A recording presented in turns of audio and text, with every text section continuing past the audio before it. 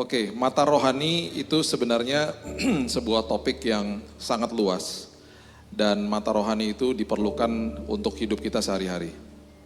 Kita tanpa mata rohani, kita nggak akan bisa berfungsi. Karena kita akhirnya nggak percaya. Karena yang di depan kita tuh yang kita lihat adalah pakai mata jasmani. Karena kita lihat pakai mata jasmani, itu sebabnya seringkali kita ketakutan, kita khawatir, gelisah, dan lain sebagainya. Karena apa yang kita lihat itu pasti pengaruhin hidup kita sendiri. Nah itu sebabnya ada sebuah kisah, sebuah hidden gem. Alkitab ya, saya mau kasih tahu ya. Saya ini udah 26 tahun, saya tuh ketagihan sama Alkitab. Ketagihan saya, dan gak pernah enggak. Dan sekarang saya akhirnya menemukan banyak hidden gem. Karena ternyata ini berhubungan sama ini, berhubungan sama itu gitu ya. Dan penulis-penulisnya tuh luar biasa. Dan makin dapat hidden gem tuh makin merinding saya. Ya. Ini contoh ya, contoh aja. Coba ya, saya jadi ingat nih, coba ya. Coba buka nih, melenceng sedikit ya. Cuma mau kasih tahu aja nih sama ini ada bapak-bapak ya, ada bapak ibu. Saya harus panggil bapak ibu, oke. Saya cuma mau kasih tahu aja ya, betapa dahsyatnya firman Tuhan dalam hidup ini. Coba lihat. Waktu Yohanes menuliskan sesuatu tentang sebuah peristiwa, itu dia lagi kasih tahu pelajaran sama kita loh sebenarnya. Coba lihat ya, Yohanes 18 ayat 8, coba lihat. Coba kita belajar ya. Jadi gini, kita ini pasti hidup kita pernah ngalamin kekecewaan, udah pasti. Ya, kita kecewa sama diri kita sendiri mungkin, kita kecewa sama orang lain. Kita bahkan mungkin pernah kecewa sama Tuhan loh. Ada orang yang datang kepada saya, orang Kristen, kecewa sama Tuhan karena suaminya dipanggil pulang sama Tuhan. Dia kecewa. Kenapa harus kayak begini? Memang kita kan gak didesain untuk pisah sama orang yang kita kasihi. Karena ini kan semua karena dosa. Ya. Nah, ada momen-momen tertentu dalam hidup ini ketika kita tiba-tiba teringat sama hal-hal yang mengecewakan kita. Misalnya gini loh, kita ngobrol sama orang. Terus tiba-tiba ada perkataan dia yang kita jadi ingat sama apa yang pernah orang katakan kepada kita, terus kita tiba-tiba jadi sebel gitu. Pernah ya mungkin ya. Terus kita pernah mungkin lihat sesuatu atau kita melihat seseorang yang mirip sama orang yang sudah meninggalkan kita misalnya. Aduh aku jadi ingat sama, misalnya nih teman saya pernah bilang, aduh saya ingat sama anak saya yang sudah dipanggil pulang sama Tuhan. Aduh kalau ingat dia, kalau lihat dia nih, kalau lihat ada keluarga yang harmonis saya jadi ingat sama suami saya atau sama istri saya gitu loh. Ada momen-momen yang men-trigger sehingga kita tuh langsung ini, dek gitu. Nah, ini dahsyat, ini hidden gem. Ini yang saya bilang hidden gem. Hidden gem tuh sesuatu yang gak kita sangka-sangka, terus ketemu restoran enak di gang gitu misalnya. Terus gak ada yang tahu gitu ya. Kita sebutnya hidden gem. Alkitab tuh banyak banget hidden gemnya. Makanya firman Tuhan bilang gini, lapar dan haus akan firman Tuhan, akan kebenaran, maka kamu akan dipuaskan. Kamu akan dipuaskan, itu loh firman Tuhan ngomong gitu. Tadi malam tuh saya merenungkan itu, tadi malam sama beberapa teman-teman di daerah Keramas, kita ngobrolin firman Tuhan tentang ini. Kita ngomong, ini dahsyat banget ya ayat ini gitu ya. Coba ya, lihat ini ya. Yohanes 18 ayatnya yang ke-18, bukan 8, 18 coba lihat. Yohanes 18 ayat 18. Ingat waktu Petrus menyangkal Yesus? Nah, coba lihat ya, ini buat saya merinding. Sementara itu hamba-hamba dan penjaga-penjaga bait Allah telah memasang api arang. Oke. Api arang itu kalau kita nonton film-film seperti kayak ada gentong gitu loh. Terus ada kayu-kayunya, terus ada api. Kenapa mereka pasang api arang? Karena dingin malam itu. Sebab hawa dingin waktu itu, karena dingin. Dan mereka berdiri berdiam. Berdiam tuh berarti kayak gini tuh, menghangatkan tubuh, berdiam. Di depan api arang. Juga Petrus berdiri berdiam bersama-sama dengan mereka. Di momen ini dia menyangkal Yesus. Karena lagi di depan pelatarannya rumahnya imam besar Kayafas kan. Terus didatengin sama orang dikasih tahu gini, kamu kan muridnya. Terus dia bilang gini, bukan, ngawur aja kamu gitu. Menyangkal Yesus tiga kali ya. Oke, sederhana. Ini yang tulis Yohanes loh, yang tulis temannya dia sendiri. Ya, Yohanes tulisnya tuh dahsyat. Dia bilang gini, tentang api arang. Yesus mati kan, bangkit di hari ketiga. Dia menampakkan dirinya kepada murid-muridnya beberapa kali loh. Penampakan yang ketiga tuh di pinggir Danau Tiberias. Murid-muridnya 7 Dan firman Tuhan itu kalau bicara soal angka tuh nggak main-main, semuanya nggak ada yang kebetulan. 3 tuh angka kebangkitan, 7 tuh angka sempurna, 7 murid. 7 murid itu lagi menjala ikan di situ di Tiberias. Siapa? Petrus. Ada Petrusnya. Yohanes sama Yakobus. Nathanael. Ada Thomas. 2 lagi nggak disebut namanya. Ya. Lagi menjala ikan. Tahu nggak Bapak Ibu, Yesus tuh lagi ngapain? Di pinggir Danau Tiberias masakin mereka breakfast. Makan pagi. Tahu makan paginya apa? Ikan sama roti. Ikan sama roti, ya. Kalau orang Manado bilangnya panada. Ikan roti. Panada. Ya kan? Yesus jangan-jangan buat panada. Dalamnya tuna. Gak ada tuna Danau Tiberias. Nah, perhatikan ini baik-baik. Coba lihat ya. Yohanes pasalnya yang ke-21 ayat 9. Coba lihat. Penampakan yang ketiga ya. Ketemu sama Petrus ya, yang menyangkal dia loh. Udah penampakan yang pertama kedua gak pernah disinggung-singgung loh. Yesus gak pernah ngomong gini, kamu kenapa nyangkal aku? Padahal kamu sendiri yang dulu bilang kamu gak mungkin nyangkal aku, ayo. Kenapa kamu? Perhatiin, Yohanes 21:9. Ketika mereka tiba di darat, mereka melihat apa? Api arang dan di atasnya ada apa? Ada panada, ikan dan roti. Yesus lagi masakin mereka breakfast. Waktu dia duduk, dia lihat api arang.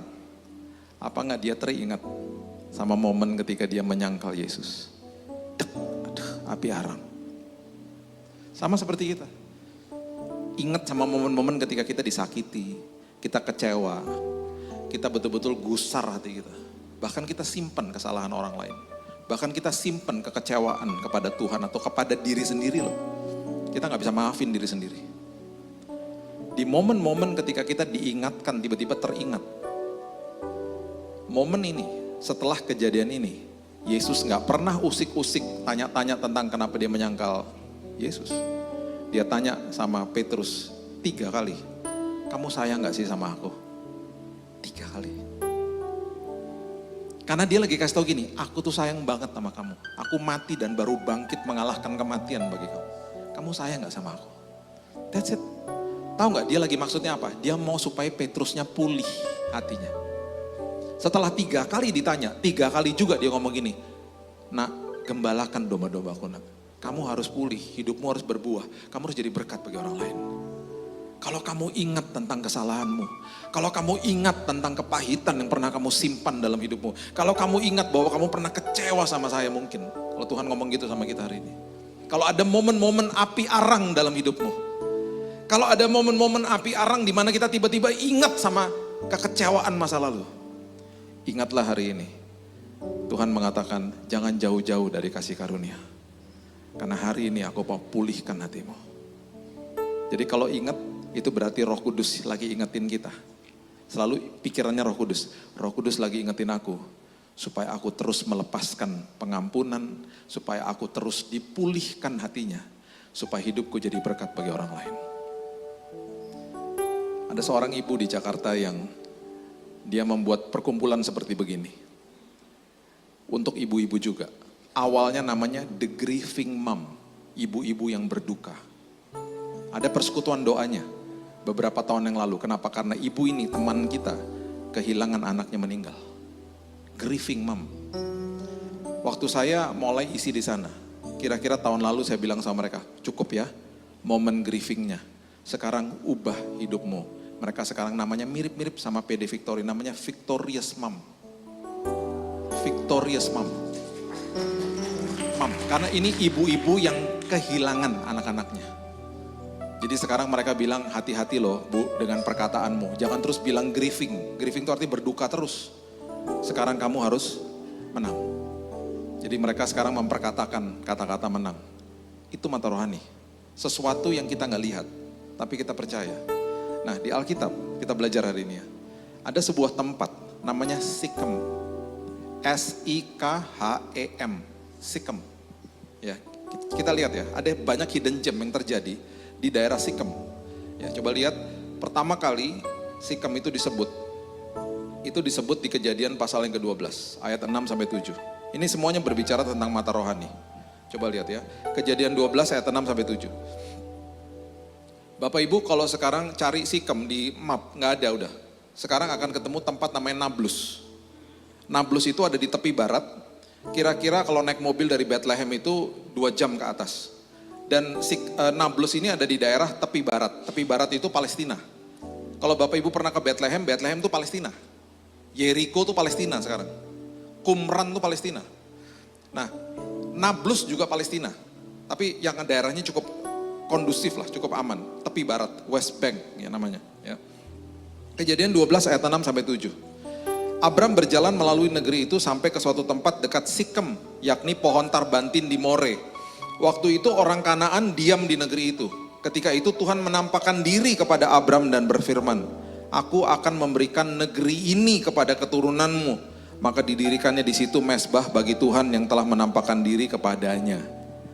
Abram berangkat dari kota namanya Ur di Mesopotamia. Jelek ya nama kotanya. Kamu dari mana? Bali, masih keren ya. Surabaya. Atau kamu dari mana? Ur. Di mana tuh? Jelek banget. Gak asik namanya. Ur itu Mesopotamia, sekarang disebutnya Irak. Nah, Abram, keluarganya itu bekas penyembah berhala. Abram ini yang menjadi Abraham nantinya diubah namanya. Dia bukan keturunan atau bangsa Yahudi, bukan. Tapi dia cikal bakal dari bangsa Yahudi. Karena waktu dia disuruh pergi ke tanah perjanjian dari Ur, itu Tuhan dan Alkitab mencatat begini, dia nggak pernah tahu kota yang ia tujui. Tuhan hanya kasih tahu arahnya. Seringkali dalam hidup kita kan kita mana tahu ujungnya.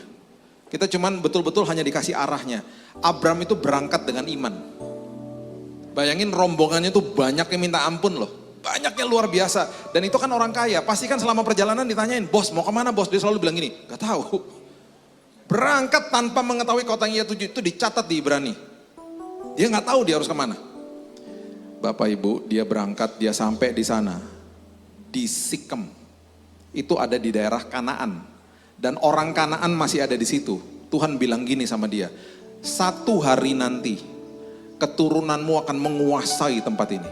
Siapa? Musa, kemudian diberikan tongkatnya kepada Yosua, dan bangsa Israel masuk ke dalam tanah itu, menguasai tanah itu. Dia mana bisa lihat? Dia bilang begini, oke Tuhan, aku percaya itu sebabnya dia dirikan mezbah di situ. Dia nggak pernah tahu, dia nggak pernah lihat akhirnya. Oke? Nah, waktu ini terjadi, nggak lama setelah itu, ya. Kalau kita baca firman Tuhan, ya sebenarnya sih 2000 tahun kemudian sih. Tapi setelah itu, kalau kita baca kan cepat gitu ya. Setelah kita baca di Kejadian, terus kita buka di Perjanjian Baru, itu ada orang-orang Majus berangkat kemana? Yerusalem. Orang Majus tidak pernah tahu bahwa mereka harus ke Bethlehem. Mereka tahunya mereka harus ke Bethlehem itu waktu mereka mampir di istana Herodes di Yerusalem. Dan kemungkinan besar menurut sejarah Majus-Majus ini berangkat dari tempat sebelahnya Irak, yaitu Persia yang sekarang namanya Iran. Jarak dari Iran, dari Persia ke Yerusalem itu 2000-an kilo. Dan perjalanan dengan kuda, keledai, dan ontak pada saat itu membutuhkan waktu 3 bulan. Sekarang, kalau misalnya mau pergi ke Bali, ke Jakarta, ke Surabaya kan gampang. Kita bisa ngomong dari kemarinnya misalnya. Di Jakarta kan banyak yang suka ke sini. Cuman kuliner sebentar, 1-2 hari pulang. Besok Bali yuk, yuk gitu. Kenapa? Naik pesawat, 1 jam sampai. Dulu kan gak mungkin Majus ngomong sama temennya, Yerusalem yuk, seru juga ya. Gak mungkin 3 bulan. Kalau ada pesawat jalan tol sih gak apa-apa. Kemana? Yerusalem. Berapa? 3 bulan. Seru juga ya. Yuk berangkat yuk besok yuk. Gak mungkin. Mereka berangkat dengan iman. Dan mereka gak pernah tahu loh mereka harus ke Bethlehem. Itu kisah tersendiri lah. Saya cuma mau kasih tahu aja, itu ada gambarannya. Ada korelasinya, Alkitab tuh selalu nyambung. Karena yang ngarang cuma 1 orang kok. Lewat beberapa penulis. Di jangka waktu 1400 sampai 1500 tahun. Di tempat yang berbeda-beda, dalam budaya, kultur, bahasa yang berbeda-beda. Semuanya nyambung loh. Ini buktinya nih, tentang Sikem ini loh. Ya, terus sekarang kita baca. Keturunannya Abraham. Siapa anaknya namanya? Ishak. Cucunya siapa? Loh. Siapa cucunya? Musa. Ngawur aja. Cucunya siapa namanya? Yakub. Ya. Yakub ada masalah sama siapa? Esau. Yakubnya kabur. Lagi on the way ke Betel, lihat apa yang terjadi. Coba lihat. Kejadian pasalnya yang ke-33 ayat 18 sampai 20, coba lihat. Kejadian 33 ayat 18 sampai 20. Dalam perjalanannya dari Padan Aram sampailah Yakub dengan selamat kemana? Sikem, tanah Kanaan. Lalu ia berkemah di sebelah timur kota itu, kemudian dibelinya dari anak-anak Hemor, bapak Sikem sebidang tanah. Jadi rupanya Sikem ini nama seorang bapak, dikasih tanahnya, namanya disebut karena dia. Tempat ia memasang kemahnya dengan harga 100 kesita. Ia mendirikan mesbah di situ dan dinamainya Allah Israel ialah Allah. Oke. Sekarang cucunya nih, Yakub mampir juga ke Sikem. On the way ke Betel. Dan ini masih jadi padang gurun, Oke. Perhatikan, ikutin alur ini, luar biasa ini firman Tuhan yang Tuhan tulis sendiri ya. Dan kita diminta sama Tuhan untuk lapar dan haus, untuk cari tahu gitu. Coba lihat ya. Padang gurun itu berarti orang kalau transit di situ, dia membutuhkan apa? Air loh. Ternyata menurut sejarah yang digali sumur-sumur di Sikem itu dalamnya sekitar 40 sampai 60 meter baru dapat air. Jadi dalam sekali. Oke. Ternyata setelah 1800 tahun setelah kejadian ini, sumur itu masih ada. Dan airnya masih ada, masih membual-bual airnya. Ayo, di mana ayo? Kalau pernah baca sumur Yakub itu ada di mana ayo? Cuma satu-satunya disebut di Alkitab. Siapa? Betul. Suka baca Alkitabnya ibu. Coba lihat, 1800 tahun setelah itu. Yohanes 4 ayat 5 sampai 6, coba lihat. Yohanes 4 ayat 5 sampai 6. Ini siapa? Yesus. Yesus. Maka sampailah ia ke sebuah kota di Samaria yang bernama Sikar, dekat tanah yang diberikan Yakub kepada anaknya Yusuf. Sikar itu daerah namanya Sikem. Di situ terdapat apa yo? Sumur? Masih ada sumurnya. Ini jarak waktunya 1800 tahun loh, hampir 2000 tahun. Yesus sangat letih oleh perjalanan, karena itu ia duduk di pinggir sumur hari kira-kira pukul 12. Yesus duduk di situ, kemudian kita tahu ya kisahnya ya. Yesus bicara sama wanita Samaria. Samaria itu orang-orang yang dibenci sama Yahudi. Mereka punya agama sendiri, namanya Samaritanisme. Mereka percaya kepada 5 kitab Taurat di awal, mirip-mirip lah 11-12 sama Yahudi. Mereka sangat mengkultuskan Musa. Mereka punya bait Allah sendiri loh.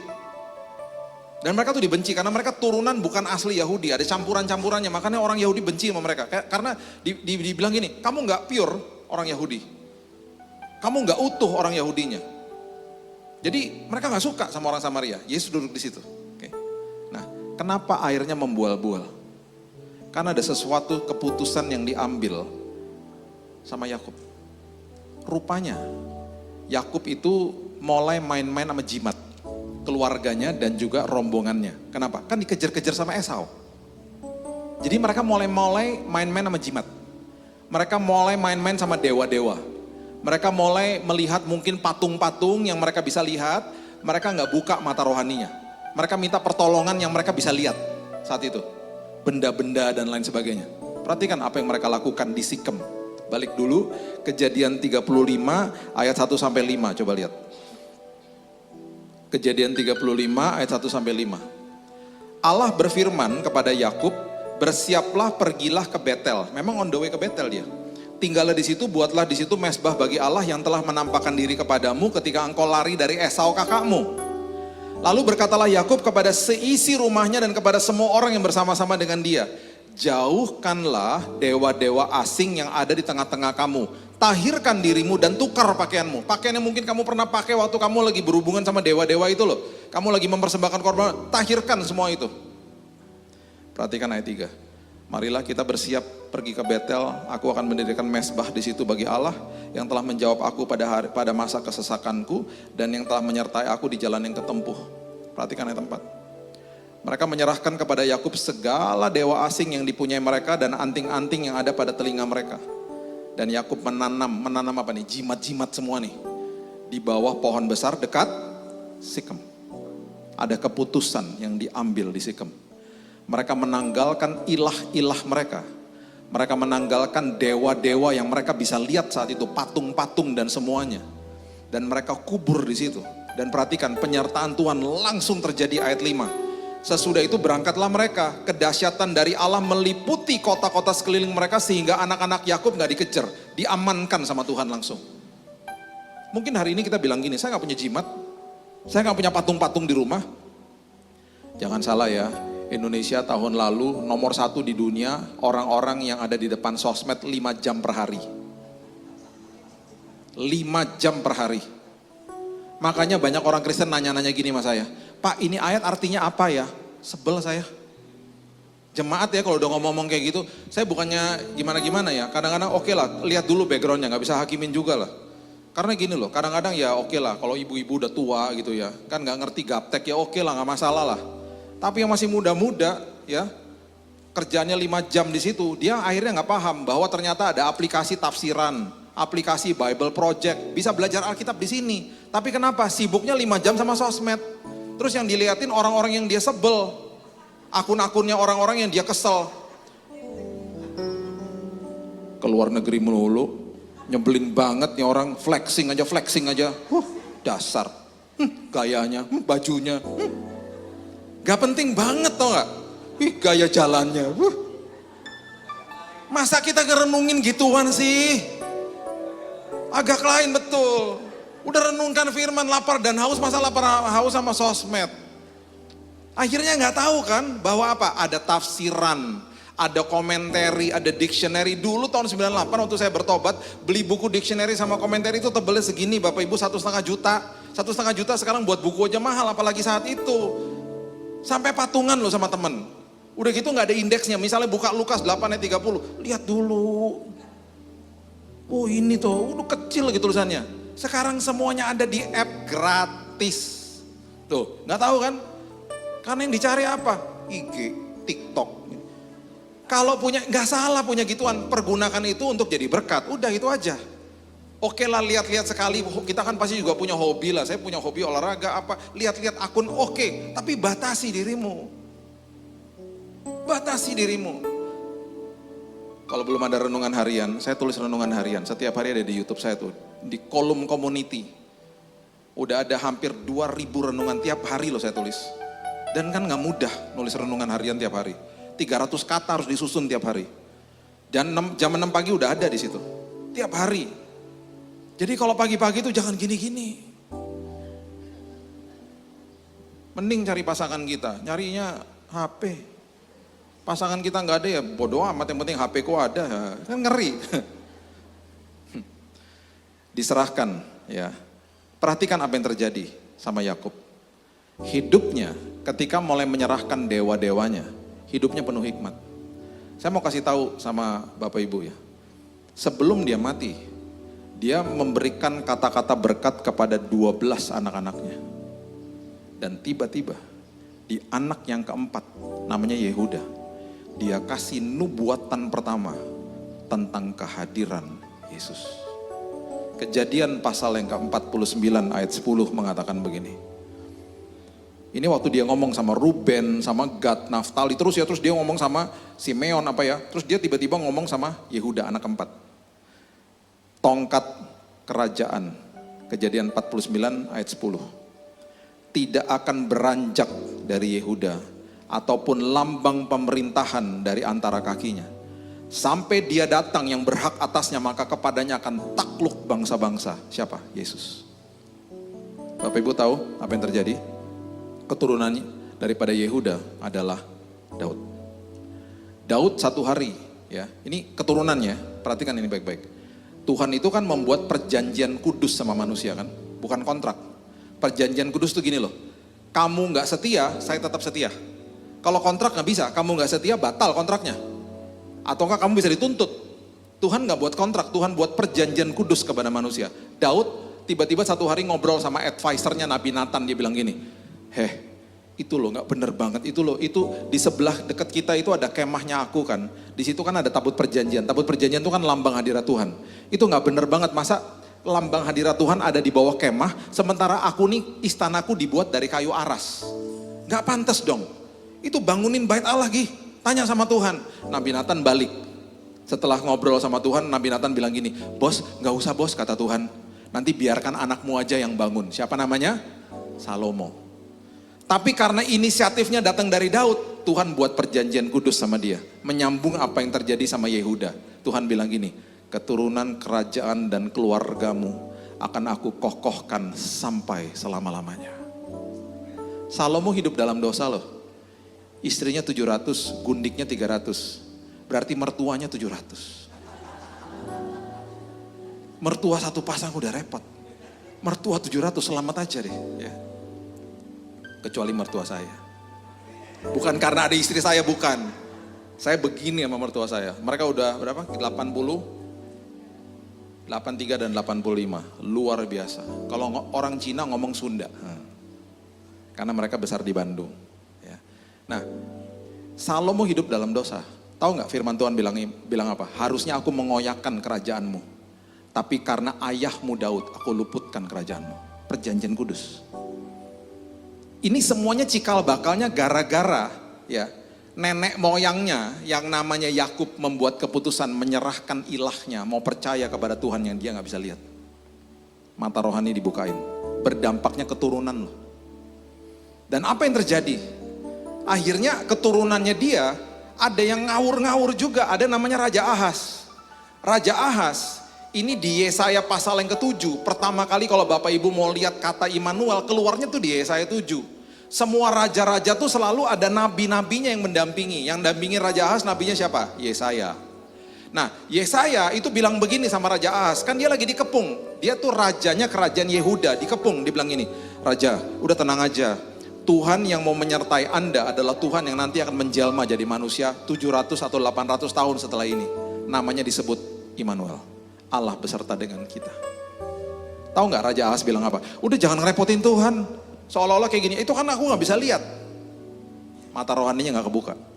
Gini loh, yang saya udah lihat pasti-pasti di depan saya namanya Raja Asyur. Yang akan menolong saya. Saya sama dia aja. Biarin dia yang tolong saya. Akhirnya kerajaannya dijajah secara upeti. Harus memberikan uang. Sampai akhirnya perabotan bait Allah dijual untuk bayar dia. Anaknya Raja Ahaz namanya Hizkia. Hizkia dikepung sama tentara Asyur akhirnya. 185.000 tentara Asyur kepung dia. Karena gak puas. Kerajaan Asyur lambat laun gini. Setelah kita jajah ekonomi sekarang teritorinya harus kita ambil. Ahasnya udah gak ada, anaknya kena imbas akhirnya. Makanya ya, keputusan kita itu akan berdampak kepada keturunan kita loh. Hati-hati dengan apa yang kita lakukan dan tindakan hari ini. Bahkan perkatakan. Tetapi apa yang terjadi? Ini semuanya dianulir gara-gara Yakub dulu menyerahkan berhalanya. Dan Tuhan buat perjanjian kudus kepada Daud. Di malam hari itu 185.000 tentara Asyur ditumpas sama malaikat Tuhan. Daudnya udah gak ada Bapak Ibu. 300 tahun sebelum itu Daudnya udah mati, udah gak ada. Dan firman Tuhan mengatakan begini di Raja-Raja, aku lakukan ini oleh karena namaku dan karena moyangmu Daud. Kerajaan keturunannya akan aku kokohkan sampai selama-lamanya. Sekarang adalah kita keturunan rohaninya. Kita keturunan rohaninya. Kita akan dikokohkan sama Tuhan. Dan yang sekarang secara fisiknya masih ada siapa? Bangsa Israel. Nggak sampai 5% loh percaya Yesus. Tapi dikokohkan, dijaga sama Tuhan karena ada perjanjian kudus itu. Tuhan kalau udah berjanji, perjanjian udah kelar udah. Tuhan yang jaga mereka. Nggak sampai 5% percaya Yesus. Aku akan luputkan kerajaanmu. Tuh terjadi sampai hari ini. Lihat aja. Gak ada yang bisa menghancurin dia. Gak ada yang bisa. Makanya saya selalu bilang gini. Mau siapapun ya. Mau deklarasi perang sama dia. Lihat aja deh perjanjiannya Tuhan sama ini. Itu gak pernah gagal udah. Ini dijaga udah, pasti dijaga udah. Udah selalu gitu kok Tuhan. Ya. Nah yang terjadi adalah setelah kita lihat semuanya ini. Yang tadi wanita Samaria. Ternyata keputusan Yakub ini berdampak sampai kepada sumur di Samaria toh. Penginjilan pertama Bapak Ibu yang terjadi di perjanjian baru itu bukan dilakukan sama orang Yahudi dan bukan dilakukan sama murid-murid Yesus. Penginjilan pertama dilakukan oleh wanita Samaria. Karena dia percaya sama Yesus. Dicatat di mana? Yohanes. Coba lihat, Yohanes 4 ayat 39 mengatakan begini. Banyak orang Samaria dari kota itu menjadi percaya kepada Yesus. Karena perkataan siapa? Perempuan itu yang bersaksi, ia mengatakan kepadaku segala sesuatu yang telah kuperbuat. Dia percaya kepada air kehidupan. Terjadi kebangunan rohani di Samaria. Oke. Saya kasih 2 poin ini sebagai penutup. Apa yang terjadi di Sikem selain ini? Coba lihat Ulangan pasal yang ke-11 ayat 29. Ulangan pasal yang ke-11 ayat 29. Apabila Tuhan Allahmu telah membawa engkau ke negeri yang engkau masuki untuk mendudukinya, maka haruslah engkau mengucapkan berkat di atas gunung apa? Gerizim, dan kutuk di atas gunung. Oke, saya jelasin. Jadi gini, mereka masuk ke tanah perjanjian ya, dipimpin sama Yosua. Nanti setengah suku berdiri di atas gunung Gerizim, suku yang lain berdiri di atas gunung Ebal. Nanti kita lihat nih ayat yang berikutnya, luar biasa, lihat ya. Suku Lewi akan berteriak, karena mereka diharuskan untuk mengingat Taurat-Taurat Tuhan. Ini pengingatan tentang firman aja sebenarnya, tapi kan dulu ada berkat dan kutuk. Dulu kan ada gitu, zaman hukum Taurat. Jadi suku Lewi, tim praise and worship-nya harus berteriak. Jika kamu melakukan hal-hal ini, maka kamu akan diberkati. Ketika ada kata diberkati, semua suku di atas gunung Gerizim akan berteriak, amin gitu. Sebaliknya, jika kamu tidak melakukan ini, maka kamu akan dikutuk. Itu kan dibacain firmannya. Kemudian semua yang berdiri di atas gunung Ebal akan berteriak, amin. Coba lihat. Ulangan pasal yang ke-27. Ayat 12 sampai 15. Firman Tuhan tuh detail. Ulangan 27 ayat 12. Sesudah kamu menyeberangi sungai Yordan, maka mereka inilah yang harus berdiri di atas gunung Gerizim untuk memberkati bangsa itu. Jadi yang berdiri di atas gunung Gerizim, yang mengaminkan berkat adalah suku-suku ini nih. Coba lihat. Simeon, Lewi, siapa lagi? Yehuda. Isakar, Yusuf, dan ada siapa di situ? Ada suku siapa? Yehuda. Yehuda adalah cikal bakal keturunannya Yesus. Ditaruh di atas gunung berkat. Bukan di atas gunung kutuk, di atas gunung berkat. Dan mereka inilah yang harus berdiri di atas gunung Ebal untuk mengutuki suku-suku siapa? Ruben, Gad, Asher, Sebulen, serta Naftali. Wah, itu suku-suku yang lain. Nah, ini dia nih, ini contohnya nih. Maka haruslah orang-orang Lewi mulai bicara mengatakan kepada seluruh orang Israel dengan suara nyaring nih, yang dibacain tuh gini. Terkutuklah orang yang membuat patung pahatan, tuangan kekejian bagi Tuhan, buatan tangan seorang tukang, yang mendirikannya dengan tersembunyi, dan seluruh bangsa itu karena terkutuk yang di atas gunung Ebal berteriak, amin. Tahukah Bapak Ibu apa yang terjadi? Semua berkat yang dikatakan di atas gunung Gerizim, hari ini membuat gunung Gerizim berbual-bual mata airnya. Dan karena kutuk dikatakan di atas Ebal, gunung itu hari ini atau bukit itu kalau kita hampiri, kering kerontang. Tahukah Bapak Ibu, di antara Gerizim sama Ebal, itu adalah dataran Sikem. Dan karena mata air yang keluar dari Gerizim, mata air itu mengalir ke Sikem. Tadi kita lihat ya, Sikem itu tadinya kan padang belantara. Harus gali sumur toh di situ. Sekarang Sikem subur. Karena ada berkat dikatakan di atas Gerizim. Hati-hati dengan kata-katamu. Hati-hati dengan perkataanmu. Karena apa yang kita katakan itu akan memberikan kehidupan dalam hidup kita. Itu sebabnya kematian dan kehidupan itu berasal dari mulutmu. Saya suka bilang begini kalau lagi seminar orang tua. Bapak Ibu jangan ngomong sama anaknya gini. Jangan nyebrang sembarangan, ketabrak mobil kamu. Nah, ngutukin anaknya loh. Harusnya ngomongnya apa? Jangan nyebrang sembarangan ya nak, bahaya. Udah cukup. Karena banyak orang nyebrang pernah ketabrak. Tapi nggak ngutukin dia kan. Nak jangan naik-naik dong nak, nanti kamu jatuh loh. Kamu jatuh beneran ntar dia. Kamu jangan naik-naik ya nak, bahaya. Banyak anak-anak seperti begitu mereka jatuh. Beda toh, memberikan fakta, bukan anaknya dikutukin. Hati-hati loh. Mungkin suami kita lagi gak ada hari ini. Jangan ngomong sama teman-teman kita ngomong begini. Dasar tuh emang suamiku brengsek terus dia nanti. Bilang apa? Betul dia lagi gak ada. Betul dia lagi jauh dari Tuhan. Tapi aku berkati hidupnya. Aku perkatakan kata-kata berkat buat hidupnya. Aku adalah pilar doa di rumah ini. Dan aku percaya satu hari kelak dia akan kembali bertelut lutut menyatakan Tuhan adalah Tuhan atas hidupnya. Perkatakan kata-kata berkat bahkan kepada anak-anakmu. Tuhan, memang dia lagi kabur. Dia lagi narkoba Tuhan. Gak apa-apa Tuhan, aku gak mau hakimi dia. Saya punya teman baik, saya sebut namanya Epen.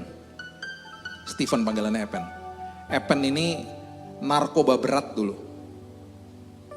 Setiap kali dia pulang jam 2 pagi, papanya nungguin di dalam rumah. Untuk gini-giniin dia, oh gak pernah. Papanya yang bukain pintu. Ini anak mabok, sama papanya dibopong, ditemenin. Kalau orang mabok biasanya ngapain? Muntah toh. Ditemenin ke toilet, dibantuin muntah sama bapaknya. Setelah udah muntah, dielus kepalanya. Udah nak, udah. Tak buatin teh pahit ya nak. Gak pernah diungkit-ungkit, gak pernah. Kamu dari mana? Kamu tuh anak gak bener, kamu kurang ajar, kamu anak siapa? Ya, anaknya juga bingung, ya anak kamu kok nanya. Ditemenin minum teh pahit malam-malam. Di meja makan, dielus kepalanya. Dianterin ke tempat tidur. Ditemenin tidur sama bapaknya. Ini loh, saya cuma mau kasih tahu ini. Orang kalau menerima yang terbaik, hidupnya berkelimpahan di dalam sini, dia akan memberikan yang terbaik. Itu Yesus, itu kasih karunia. Makanya orang seringkali didengungkan begini, ayo berikan yang terbaik, kita bingung, berikan terbaik apa? Karena gak pernah terima yang terbaik. Kita gak pernah belajar untuk menerima, yang kita belajar untuk mengupayakan ketaatan. Akhirnya kita gak bisa taat karena gak pernah terima. Ini anak, tanpa rehab, tanpa apa-apa, bertobat, terima Yesus. Hidupnya pulih total karena dia menerima kebaikan. Akhirnya hidupnya berkelimpahan dengan kebaikan Tuhan. Dari siapa? Bapaknya. Jangan hakimi anakmu. Doakan dia, gunakan kata-kata berkat atas hidupnya. Lihat apa yang terjadi nanti. Seperti Gerisim mengalir mata air karena ada berkat Tuhan di situ. Dan mempengaruhi lembah Sikem yang tadinya padang belantara. Bapak Ibu, the next time ke Israel, bilang sama tour guide-nya, bosan ke Bethlehem terus. Gak apa-apa sih ke Bethlehem sih, oke lah. Cuman kan terus ke Bethlehem dulu. Sesekali ya, bilang sama dia, tolong bawa ke atas, ke Nablus. Kenapa? Sumur Yakub sampai hari ini masih ada. Dan airnya masih membual-bual. Di atasnya ada gerejanya sekarang. Dan itu kelihatan setelah diukur 46 meter ke bawah. Airnya masih ada. Tarik airnya, cicipin airnya. Di tempat itu wanita Samaria bertobat. Karena apa? Ribuan tahun sebelum itu ada jimat-jimat, ada ilah-ilah dunia diserahkan sama Yakub. Berdampak loh, turunan demi keturunan. Ya, saya akan tutup dengan ini. Anak saya Raina sekarang sudah 24 tahun. Dia sekolah sama-sama anaknya Bu Eli. Tapi anaknya Bu Eli kakak kelasnya. Dia baru lulus 2 tahun lalu, sekarang dia udah kerja, masih tinggal di Los Angeles. Dia mengagetkan saya 5 bulan lalu. Dia bilang gini, Dedi aku mau ambil S2. Mengagetkannya apa? Ya pertama saya kaget karena kok gak pernah ngomong. Duh tiba-tiba mau ngambil. Kan orang kalau mau anak mau sekolah ya ngomong sama orang tuanya. Lu gimana? Ya, mau nomor 1 apa? Ya, mikirin biayanya. Tahu gak dia bilang apa? Dedi aku cuman mau kasih surprise. Aku sebentar lagi akan ambil S2. Aku akan bayar sendiri. Dia udah nabung selama ini. Dia nabung, dia hidupnya sederhana. Dia tuh selalu kalau pakai baju sederhana. Dia bukan tipe-tipe yang belanja enggak, sederhana. Dia bilang aku sudah nabung dan dari kerjaanku udah cukup.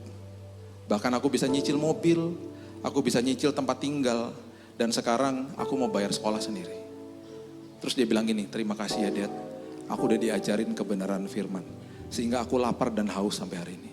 Dia khotbah di 2 gereja setiap bulan dari tahun lalu untuk anak-anak youth. Hidupnya diserahkan untuk Tuhan. Ya. Anak ini waktu usia 4 tahun kena gejala pneumonia, radang paru. Dokternya bilang gini, ini karena bapak dulu pengidap asma, keturunan Pak. Dokternya keluar dari kamar, kan saat itu dia lagi dirawat di Medistra. Saya bilang gini sama dia, kakak besok kalau sampai ada orang-orang datang ke kamar, kan pasti ngomong gini, aduh kamu sakit ya, kan biasanya kan begitu ya. Anak kecil, kamu harus bilang gini, enggak aku udah sembuh dalam nama Yesus. Terus dia bilang gini, anak 4 tahun gak ngerti. Dad, berarti aku bohong dong. Bukan bohong, itu namanya pernyataan iman. Makin bingung dia, apaan itu pernyataan iman? Gak ngerti. Besoknya orang datang, kamu sakit ya? Iya, enggak, sorry, katanya Dedi aku udah sembuh. Dia ngomong gitu terus. 6 bulan setelah itu, dia sembuh total. Dia dinyatakan free. Slemnya hilang semuanya. Sudah 20 tahun sampai sekarang berarti kan. Berapa bulan yang lalu dia telepon saya, dia bilang gini, Dedi aku lagi latihan mau lari maraton di Hawaii. Sehatnya luar biasa. Kalaupun dia flu, hitungan berapa hari hilang. Kenapa? Perkatakan berkat atas hidupmu. Saya waktu dirawat sakit, karena kanker darah, yang saya paling ngeri itu tiap hari nungguin hasil cek darah. Karena tiap hari dicek darahnya kan kanker soalnya.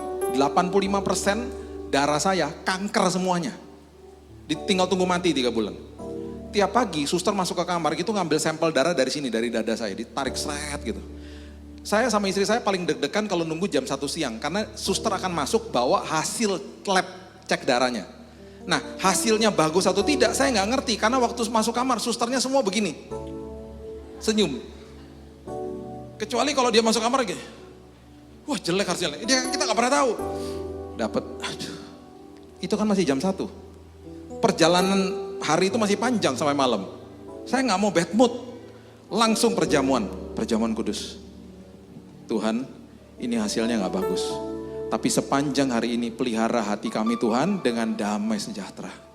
Berikan kami sukacita hari ini Tuhan, karena kami ini hari masih panjang sampai malam. Kami mau senang-senang Tuhan hari ini. Dan aku percaya Tuhan sedang kerja. Udah, tenang saya. Besoknya gitu lagi. Besoknya gitu lagi. Dapat hasil buruk terus. Tiba-tiba dalam hitungan 1 bulan. 1 bulan loh. Dokternya cek sumsum tulang belakang. Dan dia bilang atas nama 10 tim dokter, kami mau menyatakan bahwa hari ini 85% kanker di tubuh Bapak hari ini telah menjadi 0%. Gak ada, hilang. Perkatakan berkat atas tubuhmu. Perkatakan berkat atas masa depanmu. Ya, saya tutup dengan ini. Pendeta dari Cina ngobrol sama pendeta dari Amerika. Ngobrol. Terus mereka bilang begini, si pendeta bilang begini, tolong doakan kami katanya, pendeta dari Cina. Pendeta yang dari Amerika bilang begini, oh ya doain apa ya, supaya kamu jadi seperti saya ya. Jangan, saya gak mau jadi seperti gereja-gereja di Amerika, dia bilang gitu. Karena gerejamu nyaman, doakan saya supaya saya kuat. Kaget pendeta dari Amerika, doakan kuat. Kamu gak mau jadi seperti kita, kan aman di sana. Kalau kamu kan dipersekusi terus di Cina. Gak mau saya jadi seperti kamu. Karena gereja-gereja di Amerika tidak bertumbuh. Doakan saya, bukan supaya lepas dari persekusi. Doakan saya supaya saya kuat. Biarin aja persekusinya. Kenapa? Karena di dalam kelemahan kami, kuasa Tuhan dinyatakan. Dan pertumbuhan kami, pertumbuhan jemaat kami luar biasa banyaknya. Kalau saya jadi kamu, saya gak bertumbuh. Lihat gereja kamu gak bertumbuh, digituin. Itu namanya orang berjalan dengan mata rohani. Ada satu anak, ya, dia sama temannya nih, mau pergi ke kelasnya dia nih. Temannya ateis. Ini anak-anak Tuhan, digerakin sama Tuhan. Doakan temanmu yang ateis. Dia bilang gini, yang bener aja Tuhan. Ini bentar lagi nyampe ke kelas, orang mereka jalan dari kampus kok. Dari asrama mau ke kelas.